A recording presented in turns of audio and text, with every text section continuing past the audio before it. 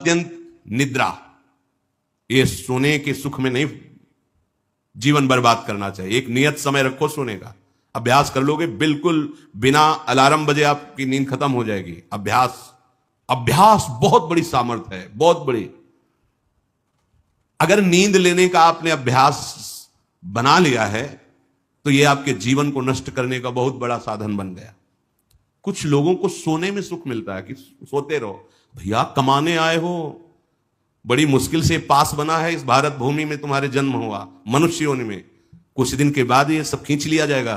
सोने में समय क्यों बर्बाद कर रहे हो? कमाओ, सदाचरण करो, समाज को सुख पहुंचाओ, नाम जप करो, बड़े बुजुर्गों को सुख पहुंचाओ, किसी को दुख ना पहुंचाओ। ये कमाई कर लो। कमाई करने आए हो यार, तुम्हारा कुछ नहीं, ना था ना है न रहेगा। होश में तुम्हें जो पद मिला है, जो सामग्री मिली, जो जीवन मिला है, लगा दो पर सुख में और निरंतर भजन करते हुए जीवन मुक्त हो जाओ। क्योंकि स्वसुख में पाप बने हैं तो तत्सुख में समस्त पापों पर विजय प्राप्त कर लो। पर समझ नहीं आता। हर समय हमें सावधान रहना है। एक समय नींद को देना है, उचित दे लो, क्योंकि आप साधक हो, उचित दे लो। इसके बाद इससे शत्रु की तरह बर्ताव करो। अभ्यास बहुत बड़ी ताकत है, बहुत बड़ी ताकत। ये कोई सिद्धि नहीं, अभ्यास। आपने यदि अभ्यास किया है, नींद का आदर किया है, तो आप ऐसे भी हैं। साधकों के सामने ही बताया था उन्होंने कि मुझे बस भोजन पवा दो तो मैं सो जाऊंगा, फिर भोजन पाऊंगा, फिर सो जाऊंगा। मेरा अभ्यास इतना दृढ़ है। धन्य है आपका जीवन जो ऐसा अभ्यास सिद्ध कर लिया है।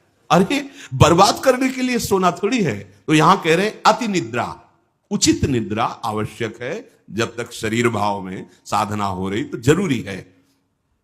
और ईर्ष्या, दूसरे की बढ़ोतरी देखकर जो ईर्ष्या होती है, जो जलन होती है, ये उपासक को उपासना में बढ़ने नहीं देती। इसको संभालिए। एक ही उपाय है, जिस पे ईर्ष्या हो भगवत भाव कर लो। प्रभु मैं आपको जान नहीं पा रहा हूं, फिर भी मेरे अंदर में आपके प्रति, आपके ही प्रति है, क्योंकि आप ही हैं ना। प्रभु मेरा सुधार कर दो, बहुत जल्दी सुधार हो जाएगा।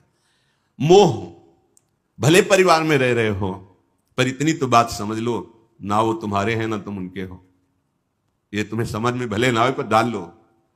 सुत बनितादि जान स्वार्थ रत ना करो नेह सभीते, अंत ही तो ही तजेंगे पामर तू न तजय बहीते। जैसे आप स्टेशन में होते हो तो किसी से मोह थोड़ी करते हो। बैठे हैं सब आसपास, कोई चाय पी रहा है, कोई हंसी मजाक कर रहा है, बातें कर रहे हैं, सब मिलान हो रहा है। गाड़ी आई, किसी से कोई मतलब नहीं, अपनी गाड़ी में।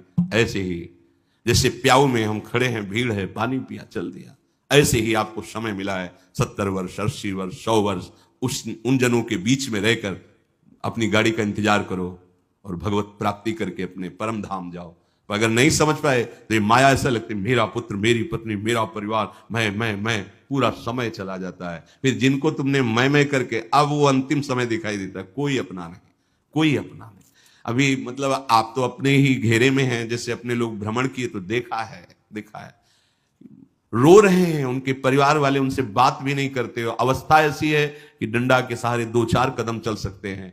वस्त्र मल से कौन साफ करे उनका। ऐसी, ये नहीं कि किसी एक की बात हो, इस स्वार्थी संसार कोई किसी का नहीं। तो हम ये नहीं कहते कि भाग जाओ, हम ये कहते उन्हीं के बीच में रहकर उनके हृदय में विराजमान प्रभु से अनुराग करो, ना कि देह से। देह एक सीमित समय वाला है, तुम्हारा भी और उनका भी छूटेगा। भगवत भाव करके खूब प्रेम करो, खूब सेवा सबकी करो। भगवत भाव विहीन आसक्ति तुम्हारे पतन का कारण बन जाएगी, जिसे मोह कहते हैं। मोह सकल व्याधिन कर मूला, ये मूल है, ये बहुत दुख देने वाला है। तृष्णा, भोगे हुए भोग को बार बार भोगने की इच्छा का नाम तृष्णा। ये डाइन है, इसे शास्त्रों में कहा गया है, ये डाइन है, कभी आघाती नहीं है। ये तृष्णा रूपी डाइन सबके हृदय में बैठी है। हर भोग को बहुत बार भोगा, फिर भी भोगने की चाह, इसी का नाम तृष्णा है। और कायरता, जो नहीं होना चाहिए उसमें बहुत उत्साहित है, जो करना चाहिए, जो होना चाहिए उसमें, उसे कायरता कहते हैं। ये कायरता साधक में अगर है तो परमार्थ विहीन कर देगी। दूसरों के गुणों में दोष देखना और निंदा करना, द्वादशैते महादोषा, ये महान दोष है। धृतराष्ट्र जी से कह रहे सनत सुजात जी, इन्हीं दोषों के कारण हृदय में बैठे हुए भगवान का साक्षात्कार नहीं होता। ये प्राणों का नाश करने वाले, ये प्रज्ञा का नाश करने वाले, ज्ञान नेत्रों को ये ढक देने वाले दोष हैं। शोक, क्रोध, लोभ, काम, मान, अत्यंत निद्रा, ईर्ष्या, मोह, तृष्णा, कायरता, गुणों में दोष देखना और निंदा करना, ये 12 महान दोष साधक की साधना का नाश करने वाले हैं। भगवत अनुभव इन्हीं के कारण नहीं हो पाता। भगवान हृदय में है पर हमें अनुभव क्यों नहीं होता? इन 12 दोषों के कारण। राजेंद्र, जो लोलुप पुरुष, क्रूर कर्म करने वाला, कठोर वाणी बोलने वाला, कृपण स्वभाव वाला, मन ही मन दूसरों के प्रति जलने वाला और अपनी प्रशंसा करने वाला है, वो निश्चय ही भगवत मार्ग में नहीं चल पाता है, भगवत मार्ग का वर्ण नहीं कर पाता है। जो संभोग में मन लगाने वाला, हृदय में विषमता रखने वाला, अत्यंत अभिमानी स्वभाव वाला, दान दे करके जलन करने वाला, मैंने क्यों दे दिया, दान देकर जलन करने वाला, आत्म श्लाघा करने वाला और असमर्थ होकर अपनी बड़ाई लंबी लंबी बातें करने वाला, ऐसा पुरुष भी परमार्थ पर चलने की योग्यता खो देता है। सच्ची हो या झूठी, निंदा करनी ही नहीं है। सद वा परिवादो ब्रह्मणस्य ना सस्यते नरक प्रतिष्ठास्ते वही शूर एवं कुर्वते जनाहा। बोले इसमें क्या, मैंने देखा ऐसा ऐसा ऐसा, तो शास्त्र कह रहा है कि तुम देखो भगवान को, सर्वम खलमिदम ब्रह्म ने नानास्ति किंचित, देखा तुमने सत्य वस्तु को तो देखा नहीं। तो कह रहे सद वा परिवादो, झूठी हो या सच्ची, किसी की भी निंदा नहीं करनी। बोले हम तो सत्य बोलेंगे, तो सत्य को जाना तुम, सत्य एक है, सच्चिदानंद में है, उसको जाना। अगर उसको नहीं जाना तो तुम झूठे तो हो ही, तुम्हारी हर बात झूठी है। बोले नहीं हम सत्य बोलते हैं, हमने जो देखा। तुम क्या देखा? जो देखना चाहिए वो देख पाए, जो नहीं देखना चाहिए वो देख पाए, तो तुम तो झूठा देख रहे हो, झूठा बोल रहे हो। सद वा परिवादो, बात सच्ची हो या झूठी, यदि वो किसी की निंदा है तो नहीं करना है। अगर करते हो तो नरक प्रतिष्ठास्ते वही स्यूर एवं कुर्वते जनाहा, निश्चित उससे नरक की प्राप्ति होती। ये सनत सुजात जी महापुरुष बोल रहे हैं, जो बहुत बकवाद करने वाला है, दूसरों के दोषों का वर्णन करने वाला है और धन का दुरुपयोग करने वाला है, प्राणियों को कष्ट पहुंचाने वाला है। ऐसे आचरण वालों को देख करके प्रणाम मन से करके दूरी बनाओ, इनका संग नहीं करना चाहिए। इसलिए वो धन्य है जो सब प्रकार की कुचेष्टाओं का त्याग करके एकांत मन से भगवान श्री हरि की उपासना करते हैं।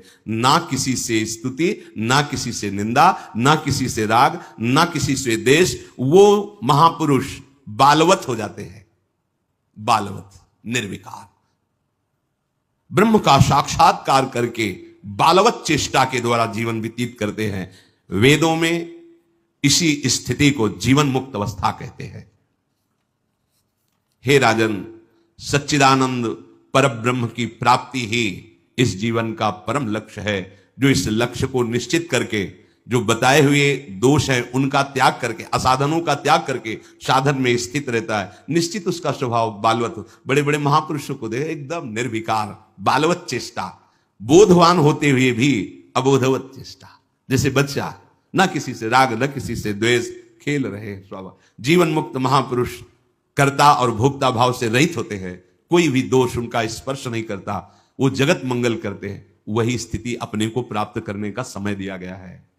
दृढ़ स्थिति प्रभु, आप नहीं नहीं नहीं, बहुत कृपा से ऐसी ऊंचाई पर आ गए जहां इन द्वंद्वों का प्रवेश नहीं, तो आप फिसलना नहीं, नहीं अब चूक नहीं, हर समय सावधान, सेवा सुमिरन सावधान, हर समय सावधान। एक सेकंड के लिए भी किसी इंद्रिय को छूट नहीं, धोखा पैदा कर देगी, भ्रम पैदा कर देगी, फिर पश्चाताप होगा। लोक चतुर्दश बहुविधि भटक्यो, स्वार्थ लगी मैं हरि बिसरायो। 14 भुवनों में स्मृति जागृत है, जो भगवत साक्षात्कार करने की स्थिति है, उसमें ऐसी स्मृति जैसे काकभूषण जी कह, मुझे साहब कल्पों का याद है। जिस समय अंतिम समय होता है जीव का, या जिस समय गर्भ में होता है, दोनों स्थितियों में, गर्भ में उसे बहुत जन्मों की याद आती है, तो वो व्याकुल हो जाता है। ऐसे ऐसे कर्म उनके परिणाम से इस गर्भ में, एक बार प्रभु एक बार मुझे निकाल दो, मैं जाकर के मानव देह में ऐसे सत्कर्म करूंगा, ऐसा भजन करूंगा कि दोबारा मां के गर्भ में ना आना पड़े। जब अंतिम समय होता है तो जितने इस जन्म में दुष्कर्म या सत्कर्म के सब सामने घेर लेते हैं, बहुत जन्मों के कर्म संस्कार छा जाते हैं, और जो उसको योनि मिलनी होती है वही चित्त अटक जाता है आगे। बहुत सावधान, बहुत सावधान। कह रहे हरिराम व्यास जी, 14 लोकों में घूम कर, मेरी स्मृति इस समय जागृत, 14 लोकों में घूमा हूं, हर जगह सुख भोग की लालसा में हरि का विस्मरण ही होता रहा। हरि का स्मरण कब होता है अखंड? जब लौकिक सुखों की, भोगों की चाह खत्म हो जाती है। होगी कैसे? भगवान नाम जप से। हरि का विस्मरण कब होता है? जब किसी भी भोग में महत्व करके भोग रहे होगे, उस समय हरि, और अगर हरि स्मरण है तो उसमें सुख नहीं मिल सकता, क्योंकि सत्य प्रकाश तुम्हारे साथ है। इसीलिए बड़े भाग्यशाली जन हैं जो रात दिन नाम का पहरा बैठा लिए हैं। रात दिन नाम, उठे बैठे चले फिरे खाए पिए सब क्रियाएं हो रही, और भगवत स्मरण परायण, बड़े महत भाग्यशाली। ये जो लोग कहते हैं ना, अरे नाम में रुचि नहीं हो रही, नाम चल नहीं रहा, भाई सिद्ध तो नहीं हो गए ना। रुचि तो भोगों में है, अब नाम अरुचि पैदा करेगा भोगों में, फिर नाम में जब रुचि आएगी तो नामी का रूप झलकेगा। धैर्य पूर्वक जपिए। 14 भुवनों में घूम आया, इसी स्वार्थ ने सुख भोग की लालसा ने हरि विस्मरण कराया। हरि विसरायो। करोड़ों ऐसे अपराध किए जन्म जन्मांतरों में, जिन्हें ब्रह्म हत्या कहते हैं, पंच महापाप कहे गए हैं। कैसी बुद्धि मलिन हो गई है कि इन पंच महापापों को हम मनोरंजन समझते हैं, सुख का साधन समझते हैं। मदिरा पीना, पर स्त्री गमन करना, द्वित कीड़ा, हिंसा, स्वर्ण चोरी, ये 5 महापाप हैं। बोले हम तो हिंसा नहीं करते, अगर मांस खाते हो तो हिंसक ही हो, वही दंड मिलेगा जो हिंसा करने वाले को मिला है। वैसे जैसे कोई गौ हत्या करता है और आप मांस खाते हैं, तो बिल्कुल वही हत्या आपको प्रताड़ित करेगी, आपको जलाएगी, आपका नाश करेगी। कोटि गाय ब्राह्मण मारे को ताप पाप उपजायो। ब्रह्म हत्या जैसा पाप लगता है। देखो कैसी मलिनता है। इसको हम आनंद समझते हैं, मनोरंजन समझते हैं। यह है भारी विपत्ति संपत्ति की। बहुत बहुत सावधान। यह ऐसा धुआं उठा है कलिकाल का, मलिनता का, कि पापाचरण में रति है। जैसे निष्ठावान धर्मात्मा पुरुष धर्म से विचलित नहीं हो सकता, ऐसे ही हम अधर्म निष्ठा वाले बन रहे हैं। स्वागत में तो मदिरा ही प्रधान हो रही। कैसा कैसा बुद्धि काम नहीं कर रही। कैसे मंगल होगा, कैसे सुख होगा, जिसे शास्त्र के रचयिता भगवान स्वयं श्री कृष्ण द्वैपायन व्यास देव जी वो कह रहे हैं, ये पंच महापाप है, ये ब्रह्म हत्या के समान है। कैसा कैसा मनोरंजन। मित्र मिले, क्या स्वागत में मदिरा रखी जाए। और बहुत भाई धनी है, ऐश्वर्यवान, तो मांस भक्षण और व्यभिचार, मनोरंजन के लिए द्वैत कीड़ा, दूसरों का धन अपहरण करना, हिंसा करना स्वभाव। क्या हो रहा है? बोले पाप ताप उपजायो, भारी ताप। कल जो है किसी को पूरी चमड़ी सड़ रही है, पूरी चमड़ी चिल्ला रहे, पूरी चमड़ी उधेल रही, खून रक्त ऐसे मक्खियां भिन भिना रही। क्या हुआ? कर्म बिगड़ गया, मानव देह मिली, जीना मुश्किल है, प्रतिपल आह। अब जब तक जिए तब तक वो चीखता रहेगा। अर्थ नहीं है औषधि के लिए, कोई पास नहीं जा रहा है। कैसे आप समझो, जब कर्म अपना दंड देना प्रारंभ करेगा तो कोई तुम्हारी रक्षा नहीं कर पाएगा। बात समझो। हरिराम व्यास जी कह रहे हैं, कोटि गाय ब्राह्मण मारे को ताप पाप उपजायो। आप देश विदेश घूम रहे, आप मांस भक्षण कर रहे हैं, क्या आपको यह जानकारी है कि विधर्मियों ने तलवार की नोक पर उसको पवाने की चेष्टा करते थे तो गर्दन कटवा लेते थे जन, पर उसको कभी जवान पे नहीं रखा, ऐसे चीर दिए गए, स्वीकार कर लिया, पर उन्होंने उसको रख। आज तुम पैसे देके खाते हो, तुम जानकारी करते हो कि जो तुम देश विदेश ऐसे घूम रहे हो, गर्दन उतरवाना स्वीकार कर लिया पर चखा नहीं।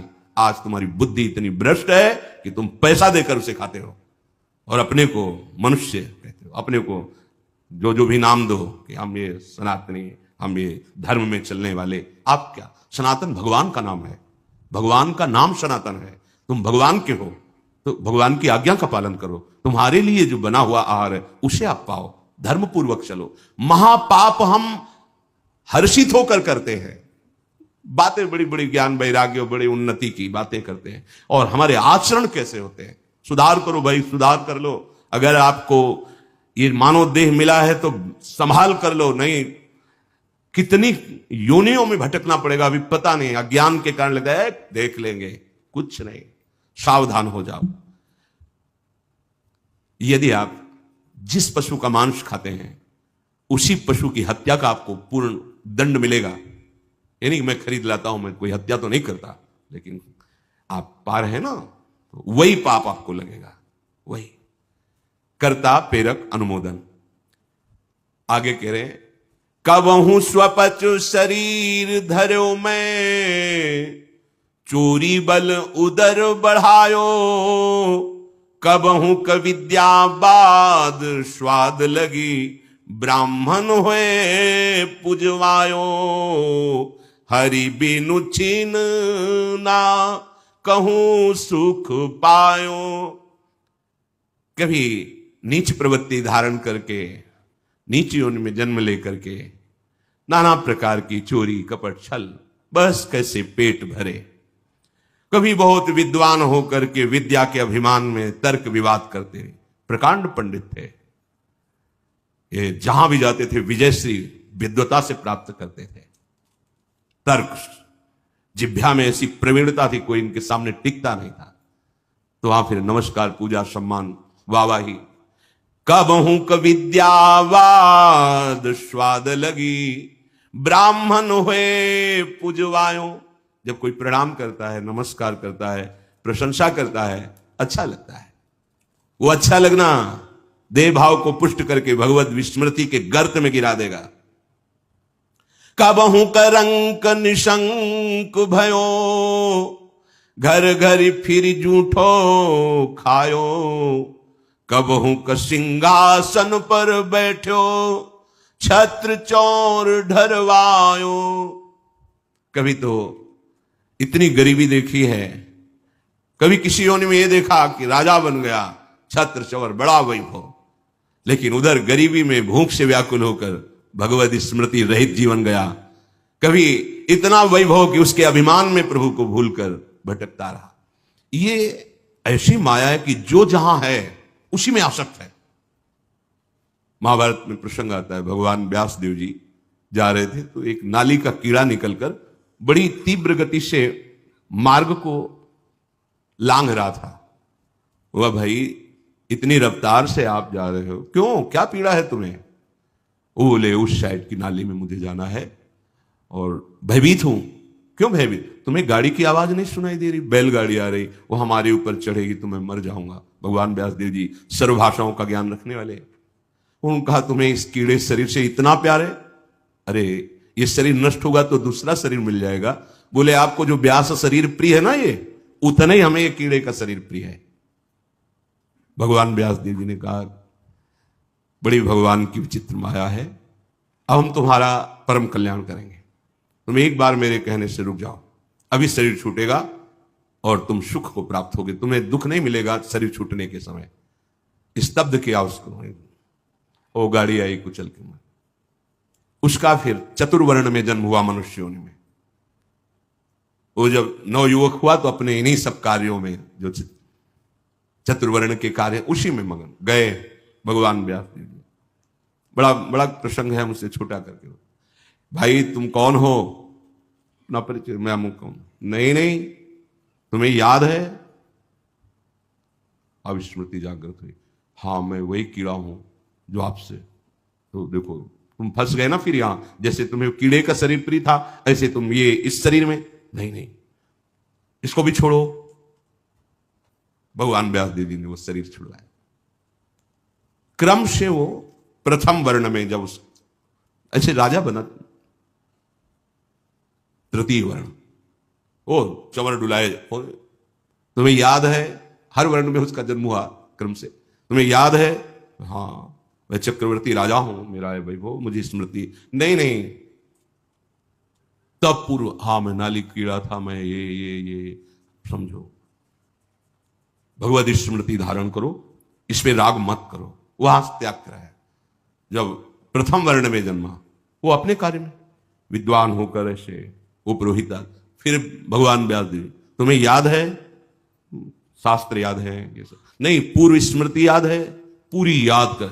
हाँ भगवान, अब एकांत वन सेवन कर, और मैं जो ब्रह्म विद्या का उपदेश कर रहा हूं उसको धारण कर, तो परम पद को प्राप्त होगा। उसमें दिखाया कि जिस शरीर में जीव जाता है उसी को ऐसा मानता है ये मेरा है, और मानो पहली बार मैं इस सृष्टि में आया हूं, सब भूल जाता है, और जो उसके सामने परिवार भोग, उसी में आसक्त होकर उसी का चिंतन करके